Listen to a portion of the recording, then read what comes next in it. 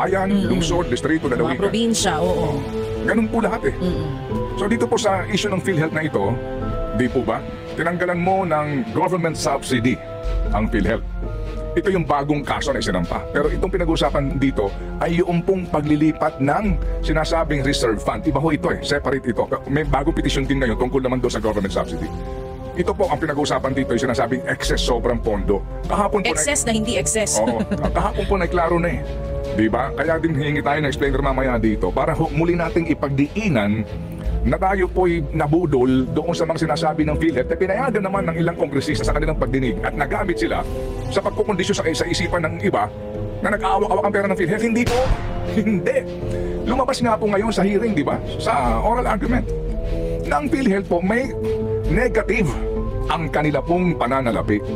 Yung pong kanilang mga obligasyon na paparating, wala silang pera para doon. And then, ito nga po maganda kahapon bilang patikim mga kapatid sa naging oral argument na binanggit mo kanina, Chacha.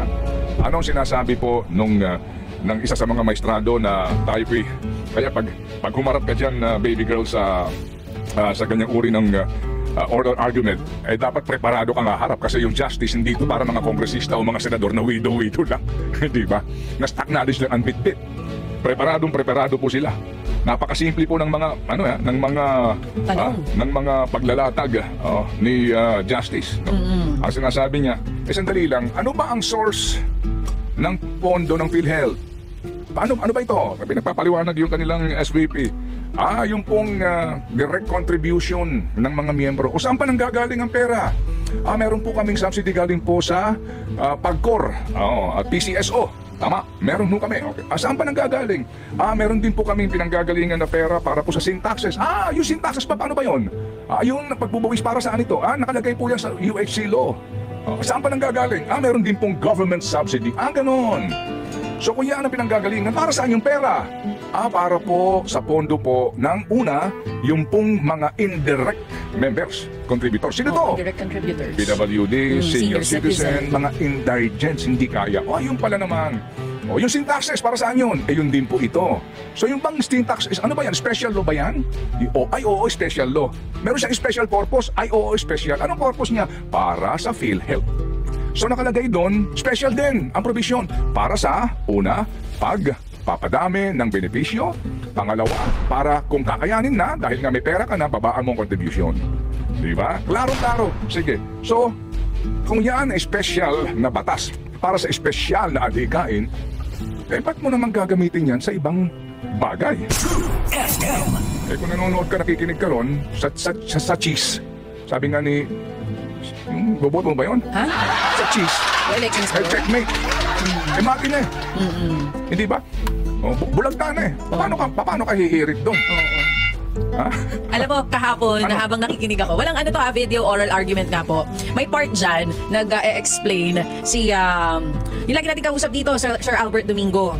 Tapos pinatawag nitong si Justice Amy Lazaro Javier, si SVP PhilHealth Renelim Shaco. There was a time, nagbiro ng kaunti itong si Justice Amy Lazaro Javier. Sinasabi niya, nasaan na? Sino mag-explain itong bagay na to? Meron siyang tinatanong. Sinasabi ni Sir Albert, hindi siya makakapag-explain ka nito, kundi si SVP Renelim Shaco. Huwag ka magtago dyan, nagtatago ka na dyan. Tapos parang nangingiti itong si Justice Amy Lazaro Javier kasi alam niya sa sarili niya na hindi nga siya masagot dun sa kanyang mga katanungan. The money should not be diverted for other purpose. Yan. The law provides for a special purpose and the source of fund is for special purpose. And the law is self-executing. Wala nang ibang interpretasyon. Klaro-klaro eh. Fun, okay? And then, dun na nga, pinasagot yung Solgen kasi nga sinabi, so gagamitin nyo yung pera para sa kalusugan natin sa pagpapatayo ng tulay? Okay, yung bang tulay na yan, yung Guimaras Bridge na yan, yung bang Negros Bridge na yan, meron na bang pondo yan? Meron. Saan ang galing ang pondo? Sa Korean Import-Export Bank of Korea. Magkano ang nakalagay dyan? Dyan sa GAA? May pera na pala yan eh. So, you're going to fund a project that is already funded. Napakaswabe, di ba? Kikilabutan ka dahil talagang kahapon, mga kapatid, klarong-klaro po, ang malaking pagkakamaling ito, kahit na sino pa siguro iharap mo dito to defend this case, ay hindi mahihirapan. Ang atin na lang ho dito yung desisyon ng Supreme Court. Nasabihan sila, nagkamali kayo dito, balik nyo yung pera ng PhilHealth. Isa pa lang issue yan. Alas 6:32 na. Agad na pag-usapan. Nandoon din po kahapon yung isa sa mga petitioners, si Bayan Muna Chair Nery Colmenares. Sinasabi niya nga, tinanong siya nitong si Justice Amy Lazaro Javier kung pwede ba na ibalik utusan ng korte na ibalik yung pondo na nasa National Treasury na. Tinanong lang siya.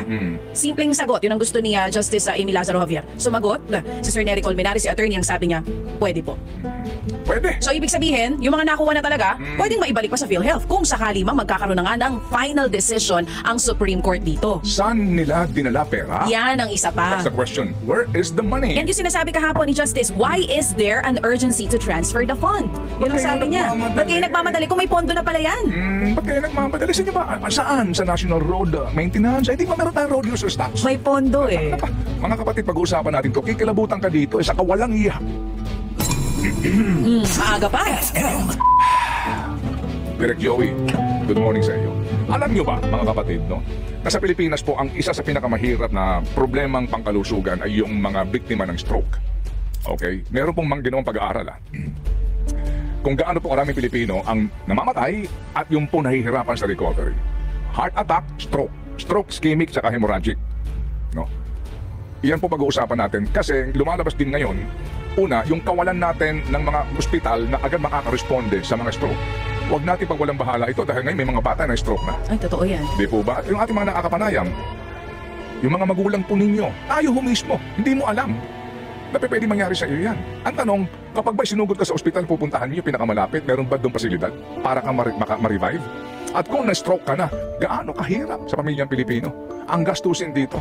At napakaliit na naman po ng PhilHealth subsidy para dyan. Isa po yung sa ating mga pag-uusapan, ito'y napaka-importante usapin pangkalusugan. Nasagot yung Solgen kasi nga sinabi, so gagamitin niyo yung pera para sa kalusugan natin sa pagpapatayo ng tulay? Okay, yung bang tulay na yan, yung Guimaras Bridge na yan, yung bang Negros Bridge na yan, oo, meron na bang pondo yan? Meron. Saan ang galing ang pondo? Sa Korean Export Bank of Korea. Magkano ang nakalagay dyan? Dyan sa GAA? May pera na pala yan eh. So, you're going to fund a project that is already funded? Napakasuwabe, di ba?